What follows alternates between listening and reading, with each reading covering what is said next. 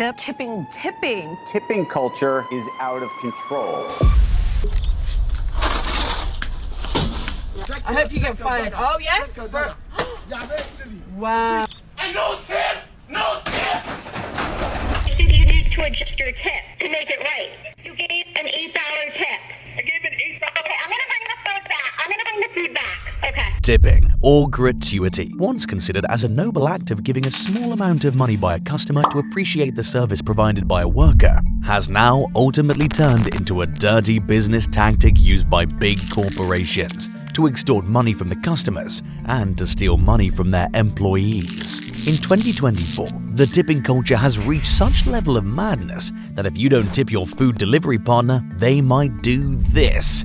Yes, this is a real incident. One customer wrote, "What bothers me is that employees would rather get upset at the consumer for not tipping enough rather than being upset at their respective industry for not paying a livable wage."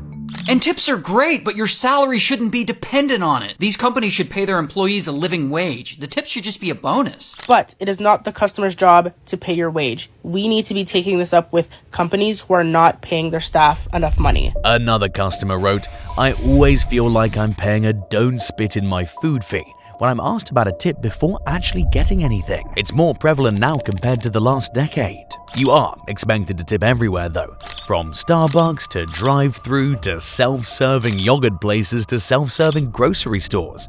And now it's reached a point of insanity where online booking apps like Hopper are asking for a tip. And let's say if you disagree to tip, this might happen with you. A food delivery spit and dash.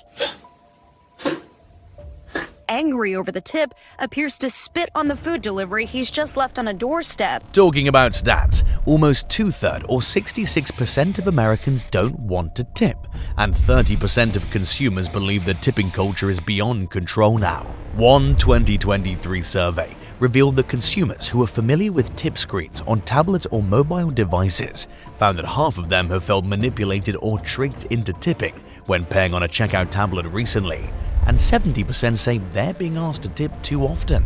If this insanity is not checked soon, it'll damage our society. Almost all major countries don't have a tipping culture. In countries like Japan, tipping's even considered rude. Don't leave a tip in Japan. Japan does not have a tipping culture. Service is included in the bills at restaurants. If you leave a few coins on the table, I'm sure waiter will run after you to return the coins. So what happened with America? Well, tipping's not mandatory, but 81% of Americans do tip, because when society creates an unspoken rule, you don't want to break it. You don't want to be the odd one out. God forbid you break the rule, you're called an asshole. Other people are tipping because they're scared that something might happen to their food or car or themselves. People are genuinely scared not to tip, and incidents like this don't help either. But you'll be shocked to know your tipping money is not actually helping the ones in need. Rather, it helps the big corporation to exploit their employee. Allow me to explain. In 1990, when the minimum wage limit was $4.25, the government passed a bill setting a different wage limit for tipped workers, which was set at $2.13 per hour. This meant if an employee received tips, the owner could pay less money to their employee and shift the burden to the customers. In 2024, the minimum wage limit increased to $7.23 per hour, and the tipped wage limit is still $2.13. It's the same from the last 30 years, which is absolutely insane. Big corporations like Starbucks and Walmart use this loophole to steal money from their employees by paying their worker $2.13 instead of paying $7.25, which is already quite low. They save money on the workforce. Why pay $7.25 when you can just pay $2.13 and save $5.12 per employee per hour? Only 8 states have changed the minimum tipped wages. The rest are using the same $2.13 per hour rule. Tipping should never be an option for the employee to make money. This is the reason why employees get so angry when someone doesn't tip, because they're dependent on tips. And in all of this, the owners are laughing in the corner, paying inhuman wages to people and saving tons of money on their workforce. Now, these same greedy companies are replacing the workforce with computers and self-checkout lines. But the funny part is that they're still asking for a tip. A tip for all the work that we did for you. They should be paying us for doing all the work for them. Companies use methods like tip creeping. For example, after COVID, businesses have removed their tip jar. Instead, they have integrated tip menus on your card payment. This method is called tip creeping, and it's working. Consumers are now paying more on tips than before because of social pressure. A lot of people have had tipping guilt, where they feel obligated to tip. Some are calling it tip creeping, and it seems to be effective in getting most people to pay up. 73% of us, of people, tip at least 11% more when paying digitally. Many of the digital payment machines ask for tips that start at 18 or 20% and can go as high as 30%, which is up from the 15% that used to be traditional. Places like Starbucks use iPads to guilt trip us. They use this type of method to peer pressure us into paying, and most of the Americans feel guilty if they don't leave a tip, even though they actually don't want to. Tipping researchers say that companies are taking advantage of the fact that consumers are more likely to say yes. Companies are also using dirty methods to take extra money from you in the name of gratuity or service charges. They charge extra money from customers, and most of the time they take the money themselves. They also expect you to pay a tip on top of the gratuity. It should be the company's responsibility to pay their employee a fair wage.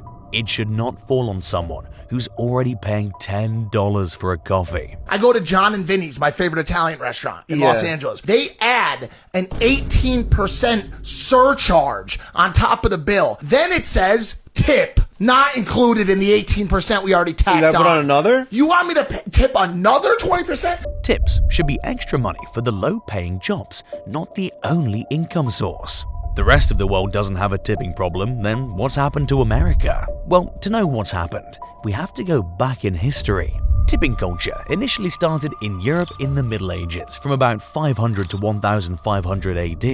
In the 1800s, Americans who'd seen tipping on travels in Europe thought that this would be a wonderful thing to mimic back at home, and brought the practice to the US. Though many Americans rebelled against it, the practice spread. At the end of the Civil War, America's labor force was flooded with formerly enslaved people and immigrants. Soon, greedy businessmen took this noble practice and turned it into an evil money extortion method. Employers took advantage of this class of low-educated, low-income workers and hired them for jobs that paid very little, encouraging patrons to tip as a supplement to wages. This shifted the responsibility of paying workers to customers and cut employers' costs. You'll be surprised to know that this same dirty, scummy method is used by the corporations to date. Low-paid workers are angry at you for not tipping them, instead of being angry at the company that's not paying them a fair living wage. CNBC did a coverage on tipping culture, where they showed how tipping percentages increased throughout the years from 10% to all the way up to 30%. Now, American tips are averaging around 20%. The tipping culture was started to help the low-wage, low-income workers. That's why it's okay to tip your barber, or valet, or server. But as society progressed and things got modern and automated, the real problem started.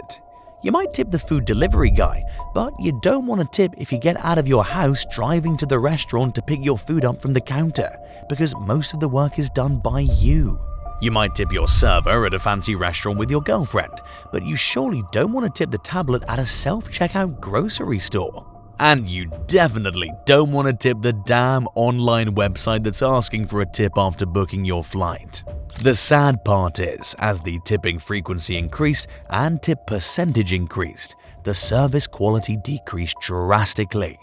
Now, a tip is no longer synonymous to a good service. It's turned into something of a right. Companies saw a loophole in restaurant industries and small businesses like barbershops and thought it's a great way to exploit our employees. Soon, companies started to implement the tip culture everywhere.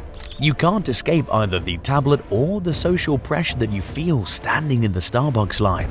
The only way we can escape this tipping culture is by saying no.